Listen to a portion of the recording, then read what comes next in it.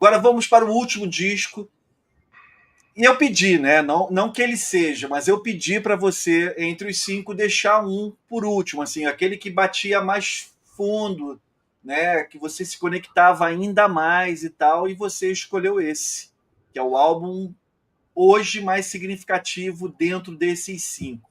Por favor, É, tenha bondade. que você me botou na parede, né? Não sei se é isso. Botei. Mas assim, eu Botei. acho que isso representa, porque vou remeter lá atrás. Ao mesmo tempo em que eu despertei para o jazz, com uma idade assim incomum para quem gosta de Cedo, jazz, né? cedo, cedo. né? Eu com 16 anos de idade, eu estava na loja comprando disco desse cara. Que eu li uma crítica no jornal, pô, esse cara deve ser foda, da maneira como o crítico fala É. aqui. E geralmente, realmente, esse cara, até hoje, é o meu pianista favorito de toda a eternidade, né? Ele e o Luizinho Essa. São os dois pianistas que eu mais gosto, né? E ao mesmo tempo que eu tive essa informação de jazz, um pouco antes, talvez, eu tenho um padrinho que é uma referência muito grande na minha vida também, que ele me pegou e me levou para o Teatro Municipal para ouvir música clássica, com 15 anos. Isso E me faz uma levou para ver diferença ópera. E me levou para ver concerto de novo. Me levou para ver outra ópera. é, Cara, em pouco tempo eu estava indo sozinho. Ia na Sala Cecília Meirelles, nos espaços onde tem música clássica aqui no Rio. E esse disco, e essa questão de compreender a orquestra sinfônica como um elemento que engrandece qualquer artista. Qualquer artista, quando começa a fazer arranjo orquestral, significa que ele está flertando com a maturidade. Aconteceu com os Beatles, aconteceu com o Egberto, sim. aconteceu com todo mundo, com os Rolling Stones, aconteceu com Deus e o mundo, né? Só que esse disco aqui é o seguinte, Você não falou do disco ainda, o pessoal está curioso aqui. vou citar esse disco aqui chamado Bill Evans Trio with the Symphony Orchestra. Sensacional. É um disco dele que eu demorei a conhecer. Esse disco é de 1967, é o disco mais antigo aqui dos que eu selecionei. Esse disco, Bill Evans, nessa época, ele já era um gigante, né? Já era um gigante, já era um craque do jazz. Ele gravou um disco que talvez tenha uma das maiores bandas da história do jazz, né? Que é a banda que gravou Kind of Blue do Miles Davis, que é Miles, John Coltrane e Bill Evans, a mesma banda. Puta que pariu, né?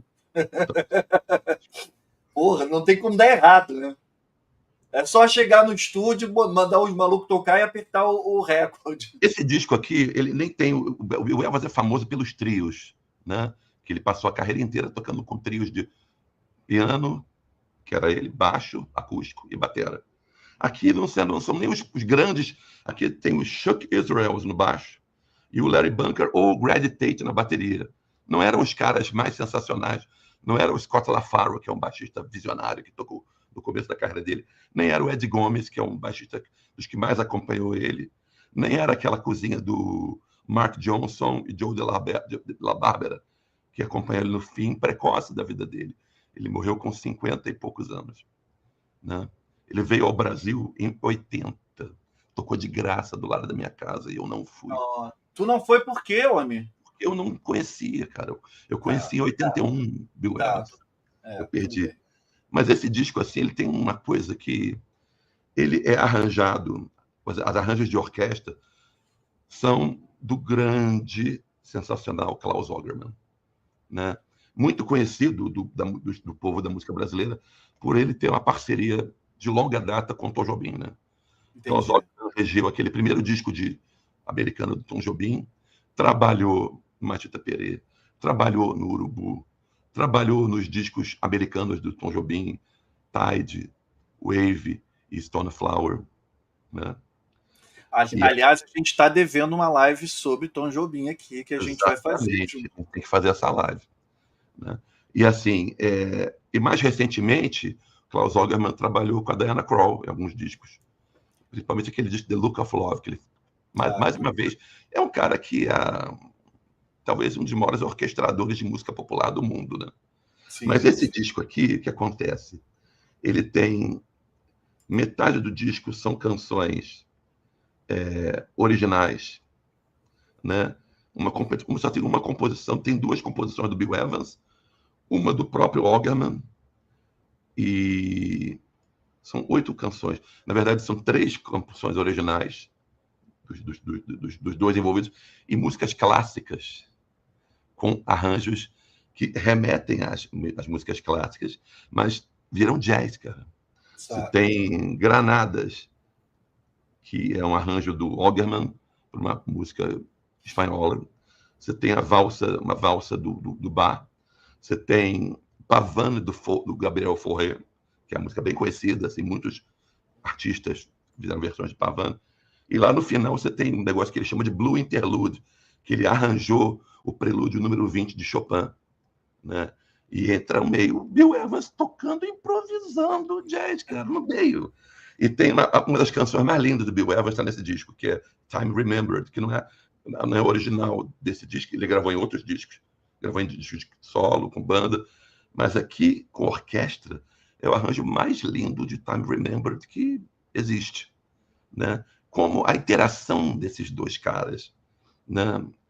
Isso aqui me impacta a minha vida, porque é um sonho quase inatingível. Eu não tenho Sim, capacidade de fazer um disco desse, cara, enquanto artista. Não tenho a maestria só se eu talvez mesmo se eu trabalhasse com o Klaus Ogerman, não me lembro, acho que o Klaus Ogerman morreu, não me lembro.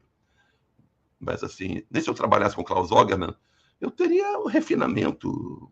E o Bill Evans nunca foi um pianista virtuoso, como o Oscar cara. Peterson, por exemplo, como o McCoy Tyner e outros pianistas fabulosos, cada um no seu estilo, né? O Bill Evans é o cara da economia, do acorde mais bonito, do improviso, sempre pensando na melodia mais bonita possível que podia vir da cabeça dele, Demais. independente de ser veloz. Bill Evans, aliás, cara, todos os discos, cara, quase todos os que eu conheço são, né, os discos últimos dele que lançou, o Paris Concert Volume 1, Volume 2, que gravou o repertório que ele basicamente tocou no Brasil, nessa turnê dele em 80, né? Você tem o Blue and Green, que ele grava a música do Louis Innes, que é The Dolphin, né? Cara, tem uma porrada de discos muito sensacionais do Bill Evans, assim, ouçam vários.